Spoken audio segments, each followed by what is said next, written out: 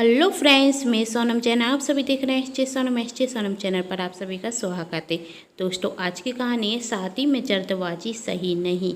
कहानी शुरू करने से पहले कर दीजिए मेरे चैनल को सब्सक्राइब, वीडियो को लाइक एंड शेयर, जिससे मुझे मिलती रहे नई नई कहानियाँ लिखने के लिए प्रेरणा। तो चलिए कहानी शुरू करते हैं। आज सुबह जब राधा अपने कमरे में सो रही थी तो उसके माँ बापूजी उसके कमरे में जाते और उसे जन्मदिन की शुभकामना देते हुए जगाते। राधा खुशी से उठती और अपने माँ बापूजी को धन्यवाद कहती। राधा की माँ राधा से कहती है, बेटी अब जल्दी से तैयार हो जा। राधा, क्यों माँ, हम कहीं जा रहे हैं? राधा की माँ, आज तेरा जन्मदिन है और हमने मंदिर में पूजा रखी है और सभी भक्तों को प्रसाद तुझे अपने हाथों से ही तो देना है। आज तो भगवान से तेरे लिए एक बहुत अच्छा राजकुमार मांगूंगी जिससे तेरी शादी होगी। राधा के बापूजी, शादी? हमारी बेटी देखते देखते कितनी बड़ी हो गई, इसकी उम्र शादी लायक हो गई। ओह, ये बेटियां भी कितनी जल्दी बड़ी हो जाती हैं। ऐसा लगता है कि अभी मेरी राधा मेरे पास आकर कहेगी, बापूजी मेरे लिए चॉकलेट लाए हो ना। लेकिन अब तो कितनी बड़ी हो गई है राधा। राधा, पापा मैं अभी भी आपकी छोटी सी गुड़िया हूँ, मेरे लिए चॉकलेट लाए हो ना, कहती। सभी बहुत ज़ोर से हंसते हैं। राधा की माँ, चल अब बहुत हो गया, अब जल्दी से तैयार हो जा। राधा तैयार हो जाती और अपने माँ बापूजी के साथ मंदिर जाती। मंदिर में पंडित जी पूजा कराते। राधा अपने हाथ से मंदिर में आए हुए सभी भक्तों को प्रसाद दे रही थी। तभी मालती आती और राधा के माता पिता से कहती है, भाई साहब, भाभी जी, आपने मुझे पहचाना नहीं? राधा की माँ बड़ी गौर से देखती हैं और कहती, माफ़ कीजिए, हमने आपको पहचाना नहीं। मारती, आप विनीता जी हैं ना? और ये आपकी प्यारी बेटी राधा।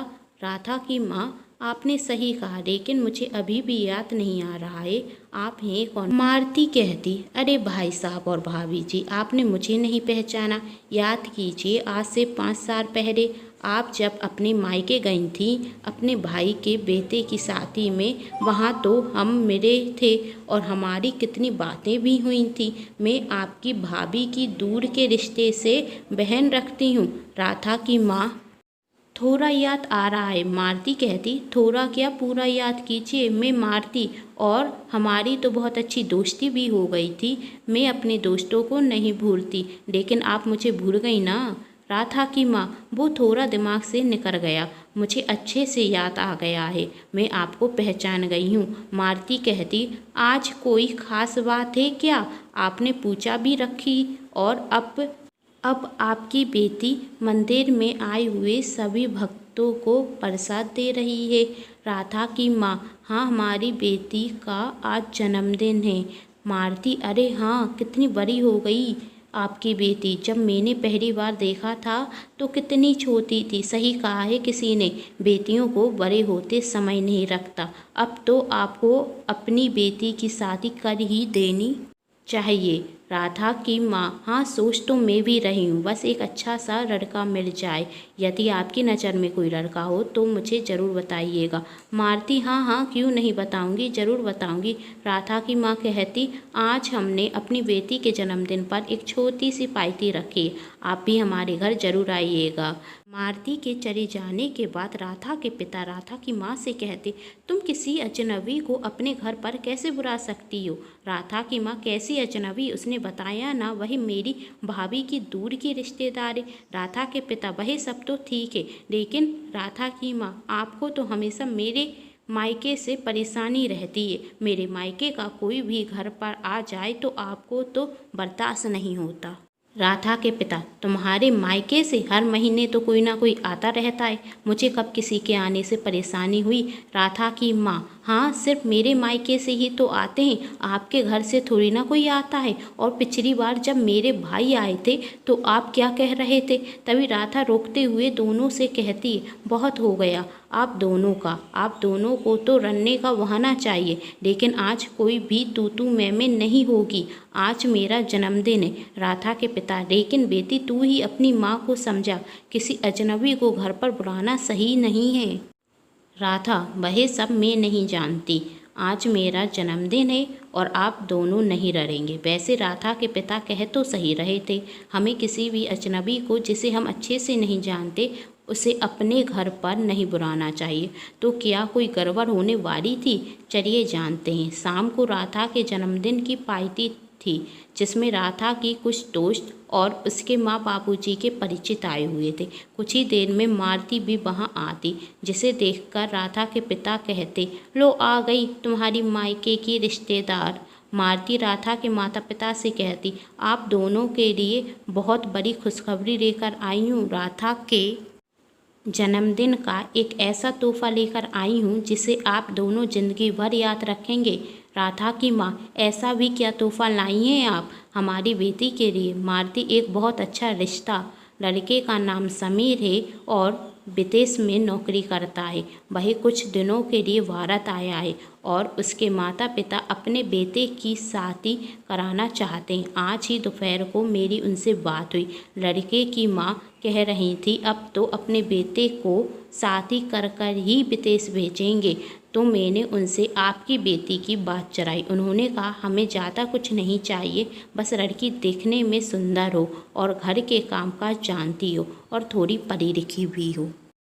मैंने उनसे कहा ऐसी ही लड़की है हमारी राधा, आप बिल्कुल चिंता मत कीजिए। तो उन्होंने कहा फिर शुभ काम में देरी कैसी, कल ही हम लड़की को देखने आ जाते हैं। मैंने कहा लेकिन अभी मैंने लड़की के माता पिता से पूछा नहीं है। तो उन्होंने कहा मेरे पास इतना समय नहीं है, यदि वह चाहते हैं तो मैं कल लड़की देखने आ रही हूँ, वरना बहुत सी लड़कियाँ हैं जो मेरे बेटे से शादी करना चाहती हैं, इसलिए मैंने हाँ कर दी। आखिर ऐसे रिश्ते बार बार तो नहीं मिलते ना। राधा की माँ, आपने बहुत अच्छा किया, हमें भी तो अपनी बेटी के लिए एक ऐसा ही लड़का चाहिए। अब तो शादी करनी ही है तो आ जाने दीजिए लड़के वालों को घर पर, हमें कोई परेशानी नहीं। राधा के पिता कहते हाँ वैसे एक बार लड़का देखने में कुछ जाता भी नहीं है, यदि हमें लड़का पसंद आया तो हम शादी की बात आगे बढ़ा देंगे। यह सब राधा की दोस्त स्वाति भी सुन रही थी। स्वाति मालती से कहती वैसे आपने बताया नहीं समीर आपका कौन रखता है, आप उसे कैसे जानती हैं? मालती, हाँ मैं तो बताना भूल ही गई, समीर तो मेरे बेटे जैसा है, वह तो मेरा पड़ोसी है। स्वाति ने पूछा वैसे आप कहाँ रहती हैं? मालती कहती यदि आप लोगों को मुझ पर विश्वास नहीं तो आप मुझसे साफ साफ कह दीजिए, मैं भी लड़के बारों का टाइम बर्बाद करना नहीं चाहती।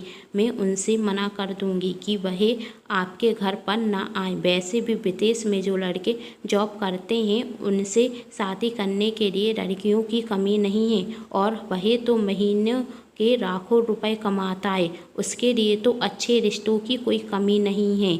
उनकी पड़ोसी हूँ मैं, इसलिए वह मुझ पर विश्वास कर रहे हैं, यहाँ तक देखने के लिए आ रहे हैं और आप लोग मुझसे ही सवाल जवाब कर रहे हैं। ठीक है, मैं घर पर जाकर मना कर दूंगी कि लड़की देखने की कोई ज़रूरत नहीं है।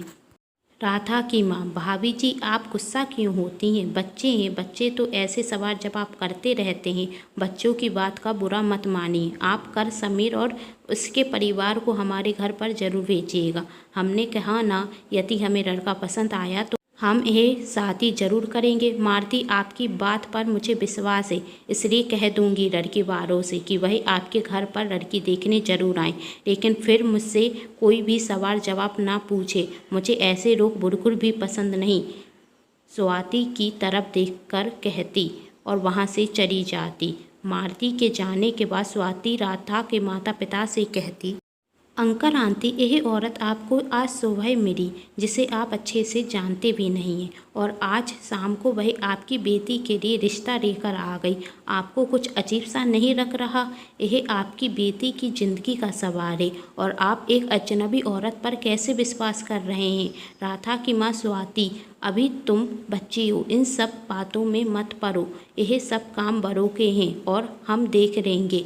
और यह औरत कोई अजनबी नहीं है, मेरी भाभी की बहन है और मैं इन्हें बहुत अच्छे से जानती हूँ। तुम टेंशन मत लो, हम जो भी करेंगे सोच समझकर करेंगे।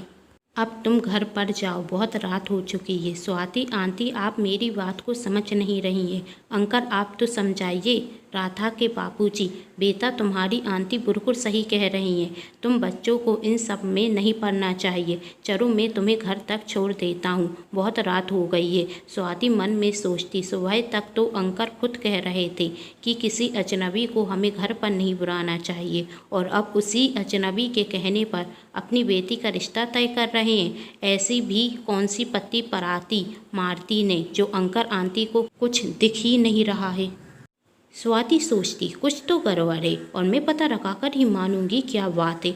आखिर यह मेरी दोस्त की जिंदगी का सवाल है। क्या स्वाति जो सोच रही थी वही सही था? मारती क्या सच में धोखेबाज औरत थी? जानने के लिए कहानी का अगला भाग जरूर देखें, जिसके लिए कर लीजिए मेरे चैनल को सब्सक्राइब, क्योंकि जब भी मैं लेकर आऊँ कहानी का नेक्स्ट पार्ट तो आप सभी को पता चल सके। कहानी पसंद आने पर चैनल को सब्सक्राइब, वीडियो को लाइक एंड शेयर जरूर कीजिएगा। Thanks for watching.